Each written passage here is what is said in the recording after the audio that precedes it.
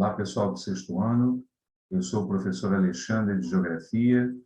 Espero que estejam todos bem e bem-vindos a mais uma videoaula. Nesse nosso encontro de hoje, que é do mês de julho, né, do conteúdo do mês de julho, a gente vai tratar a respeito da relação que o homem tem tido com a natureza e como é que ele interage com os recursos que a natureza oferece para ele, né? Então, para a gente iniciar essa nossa conversa, vamos ver quais são os temas principais que a gente vai ver ao longo desse nosso encontro. Nós vamos tratar da relação do homem com a natureza, né, como a gente já adiantou, falando também do aproveitamento dos recursos, como é que o homem utiliza os recursos que a natureza oferece nas suas atividades do dia a dia e principalmente nas atividades econômicas, né? A maneira como ele ganha dinheiro, o que ele faz para ganhar dinheiro usando os recursos que a natureza oferece. E, por fim, que é um tema que é muito importante, principalmente na atualidade, que é o desenvolvimento sustentável. Até onde as nossas atividades têm afetado a natureza e o que pode ser feito para poder usar a natureza com respeito e se aproveitar do recurso que ela tem para oferecer para as nossas atividades econômicas, culturais, de desenvolvimento como sociedade. Então, para que a gente entenda melhor, né, como é que é essa relação, ela acontece em todo o planeta, né, nas mais variadas paisagens que a natureza oferece, o homem se adapta a uma realidade diferente. E aí a gente vai usar como exemplo o nosso próprio país. Como o Brasil é um país muito grande, ele tem muitos recursos, muitas paisagens diferentes, biomas, né, que a gente chama diferentes, a gente vai usar o Brasil como um exemplo dessa relação que o homem pode ter com a natureza, dependendo do que ele tem disponível. Vamos lá? Então, ó, nesse primeiro mapa, o que a gente está vendo aí são essas manchas em verde, as regiões de floresta, florestas tropicais, que ficam próximas da linha do Equador e dos trópicos de Câncer e de Capricórnio. Você vai perceber, ó, deixa eu botar aqui um pontinho em vermelho, que é para facilitar, que ao longo dessa linha aqui, ó, que eu estou passando, todas essas manchas elas se concentram, que é justamente a região mais quente e úmida do planeta, aonde essas florestas vão se concentrar. E a gente vai tomar como um exemplo a nossa floresta, né? Ó, aqui está o mapa do Brasil, e essa mancha verde enorme aqui, ó, na parte norte do Brasil, é a nossa floresta amazônica, que a gente percebe aí, não é só uma floresta brasileira, né? Nós temos aqui, ó, essa linha em amarelo demarcando a região norte do Brasil e a mancha verde até onde a floresta amazônica ela ocupa o território brasileiro. Mas a gente compartilha essa mesma floresta com os nossos vizinhos, os países vizinhos ao Brasil. Então, a floresta amazônica ela é muito maior do que o estado do Amazonas, da própria região amazônica e ocupa outros países também. Mas, falando da nossa realidade, vamos ver um pouquinho como é que nós aqui nos aproveitamos dessa floresta para o nosso cotidiano. E começando com a própria aparência da floresta, né?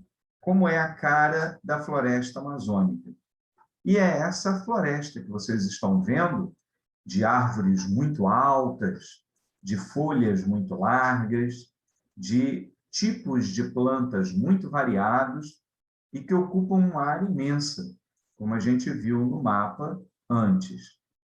E por ter tanta variedade de vegetação, uma das atividades típicas que é comum em praticamente todos os países que a floresta amazônica se manifesta são as atividades de extração natural, de coleta, né? Então, a gente nota aqui, ó, esse habitante, né, esse nativo da floresta amazônica, aqui no caso do Brasil, né? Mas em países vizinhos também tem o mesmo hábito, que é de coletar coisas. Coisas o quê? Raízes, frutos, folhas, que são usadas até pela indústria para produzir coisas que a gente consome nas cidades.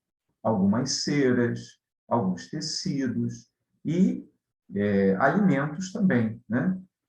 E nessa imagem aqui de baixo, uma das atividades que mais já geraram riquezas na floresta, nessa região norte do Brasil, é a extração da borracha.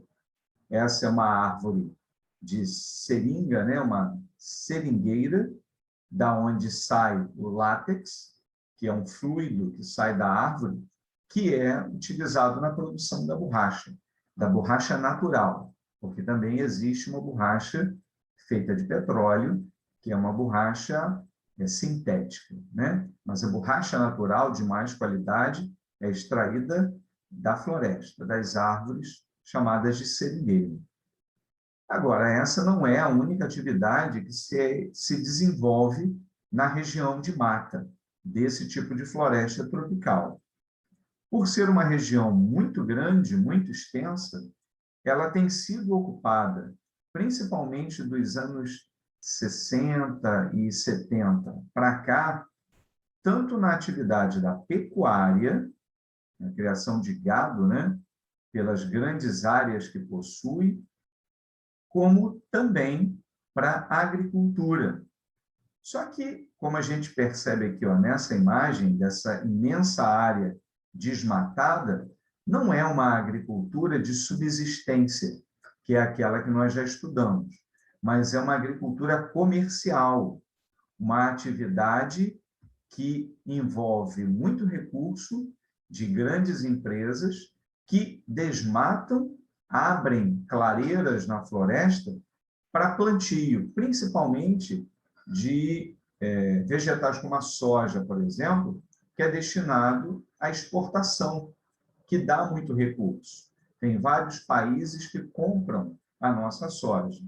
Então, o que a gente tem visto é um aumento grande do desmatamento na floresta amazônica, tanto para a produção da pecuária, tanto para corte quanto para leite, e também da agricultura, o que é um problema, né? Que tem levantado uma bandeira de preservação ambiental de vários órgãos e países até, tentando manter a floresta em pé, buscando um meio de ter atividade econômica, mas que também preserve o meio ambiente, preserve as árvores, que são extremamente importantes, não só para esse conjunto de países onde a mata está, mas para o planeta inteiro, porque o clima do planeta tem uma relação direta com a presença dessa floresta.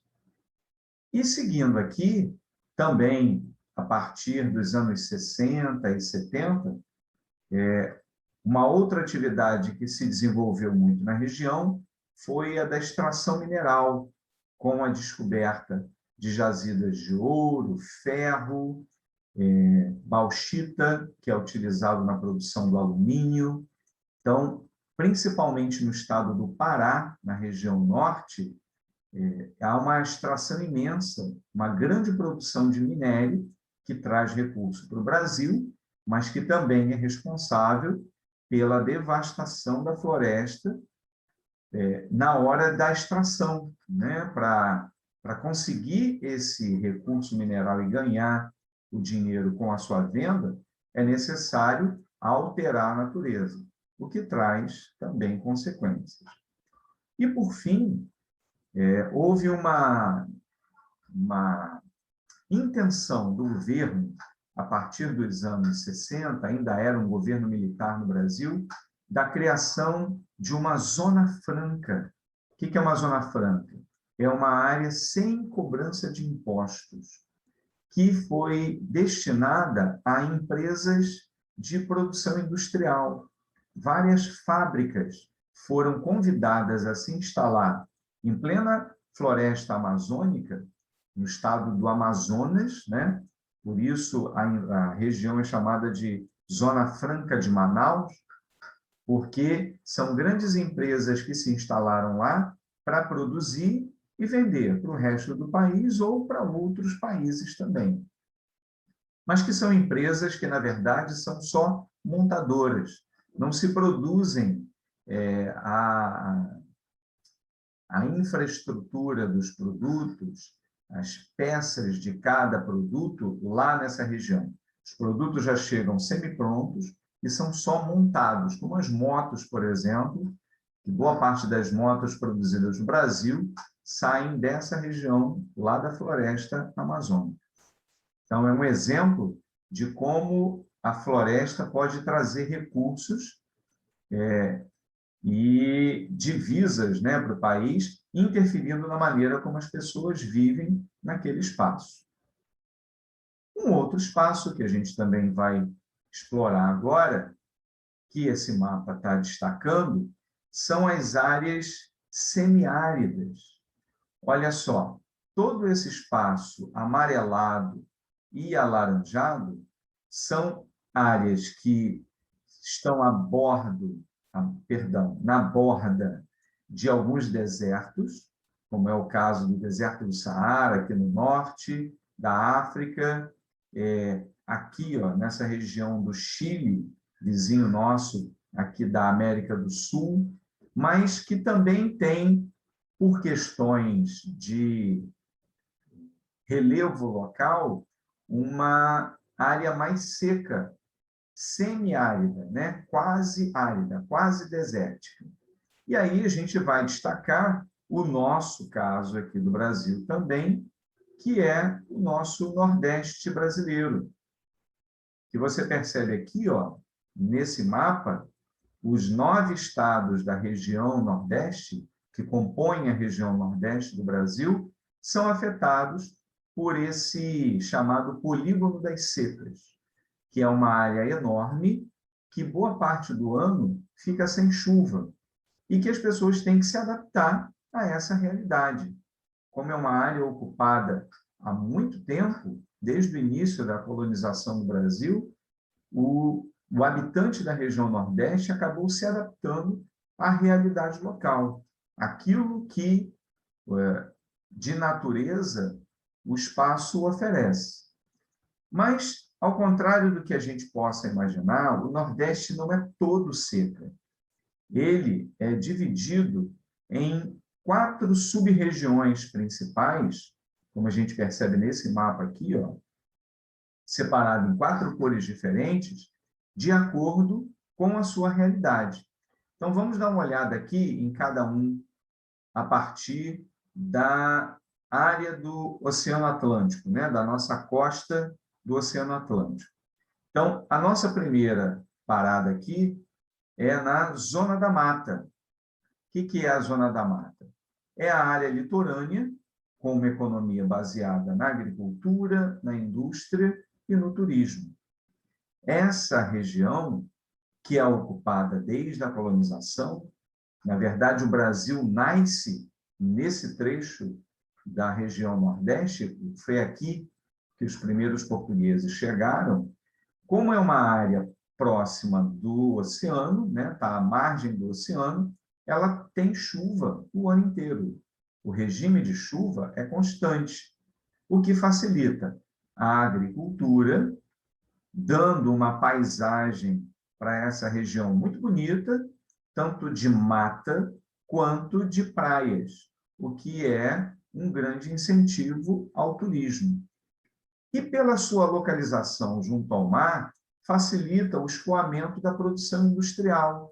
Então, várias empresas se interessaram em se instalar na região litorânea do Nordeste, na zona da Mata Nordestina, justamente pela facilidade de receber matéria-prima e de vender os seus produtos pelos portos, né, que saem da região Nordeste. Logo em seguida, a gente tem a área conhecida como Agreste, que é uma faixa paralela à costa, menos úmida que a litorânea, mas que também se dedica à agricultura comercial. Por ser um pouco mais seca, nessa área a gente vai ver várias atividades ligadas à irrigação na produção de frutas, por exemplo, destinada à exportação. E aí sim, essa área amarela bem maior é onde está o verdadeiro sertão nordestino, que é uma área que possui os menores índices de pluviosidade do país, pluviosidade é chuva, com a ocorrência periódica de secas. A principal atividade econômica da região é a pecuária extensiva, que é a produção de gado, utilizando os pastos, o gado criado solto, com pouca tecnologia, com pouco recurso, principalmente destinado ao corte, que é para a produção de carne para consumo. E a indústria que tem nessa região é aquela ligada à produção de tecido e de confecções de roupas. Como é uma área que possui um período muito extenso sem chuva, há uma adaptação para essas atividades econômicas para se manterem durante o ano todo. Então, o principal rio que corta essa sub-região, que é o Rio São Francisco, é muito utilizado para irrigação das plantações, mas nas regiões que não conseguem ser alcançadas pela irrigação do São Francisco, tem-se a técnica de criar açudes que acumulam água na época das chuvas para serem usadas no período de seca. E nas próprias casas possuem cisternas para acumular água para o abastecimento, tanto do gado quanto das famílias, né? Para que não passem necessidade sem água. Mas tudo é muito difícil. Apesar do solo ser extremamente fértil, a falta de água dificulta muito a vida do sertanejo nessa região aqui do Nordeste, o que acaba expulsando muita gente daqui para as outras sub-regiões ou para outras áreas do país mesmo. E, por fim, numa área de transição para a região da floresta amazônica, nós temos o meio norte, a sub-região meio norte, sendo mais úmida, né, do que o sertão. A agricultura é dedicada também à exportação, como a cultura da soja, por exemplo, que é a principal atividade econômica da região. Então, o que se percebe nessa sub-região é um aumento do desmatamento para a produção agrícola destinada à exportação, como o caso da soja, o que vem levando também a um desequilíbrio ecológico, porque a região tem uma fragilidade na sua vegetação nativa, que é muito próxima da região amazônica, mas como é uma mata de transição, ela é frágil e aquilo que se retira e não se recompõe danifica muito aquela região, o que tem necessitado de pesquisas para fazer um encontro positivo entre a produção econômica e a natureza daquela região. E já indo para o final daqui do nosso estudo, vamos ver uma última parte, agora nesse mapa mundi aqui, destacando uma vegetação que é conhecida normalmente por savana, que ocupa aqui, inclusive, boa parte da África, mas que se espalha em alguns outros pontos do mundo e que, no nosso caso, novamente, usando o Brasil como um exemplo, temos o nosso cerrado, que é a nossa savana aqui do Brasil, que é ocupada pelo espaço da região centro-oeste. Esse pedaço do Brasil, que é o centro-oeste do nosso território, ele tem uma vegetação rasteira, de árvores retorcidas, que precisam ter raízes muito profundas para buscar a água em grande profundidade, porque tem um regime de chuva que segue as estações do ano, um verão chuvoso e um inverno seco. Então, as árvores, as plantas, se adaptaram a essa realidade. Vamos dar uma olhadinha aqui, para que vocês vejam a paisagem do Cerrado brasileiro. Olha só, é um relevo bem plano, planáutico, onde a vegetação não tem aquele porte da floresta amazônica.